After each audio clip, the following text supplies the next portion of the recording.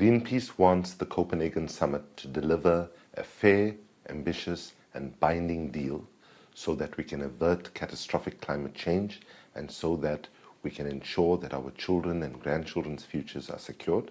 We expect the political leaders to act with the urgency that the situation calls for, and we expect them to be there in Copenhagen to deliver this deal. Every person on this planet is going to be affected by climate change. So every voice of every human being on this planet is necessary to be heard so that our politicians will act with the urgency that the situation calls for. So we would ask people to get involved in Greenpeace, get involved in other organizations that are working for a climate solution, and to become part of the solution. If people take a view that it doesn't affect me, then sadly, that will mean that they're making a decision to be part of the problem. Time is running out, no question about it.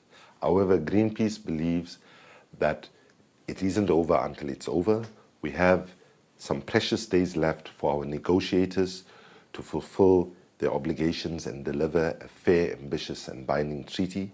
We have seen on previous occasions at global summits where people thought everything was lost, at the last minute interventions on the convention floor was able to deliver substantial progress forward. That is what we want, that is what the world needs, that is what the world expects.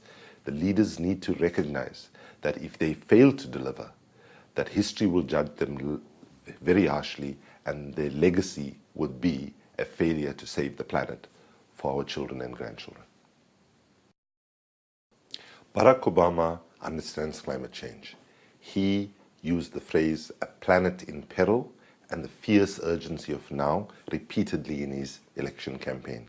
He needs to recognize that the urgency has become significantly more fierce right now, given that things are so serious with the impacts of climate change.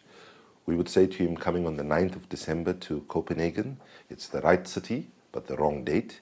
He needs to be there with all the other 99 political heads of state who will be there towards the end of the conference. He needs to show political leadership. If he does not join and deliver a fair, ambitious and binding treaty, it will be a failure not just of the Copenhagen summit, but it will be a failure of leadership on the part of Barack Obama.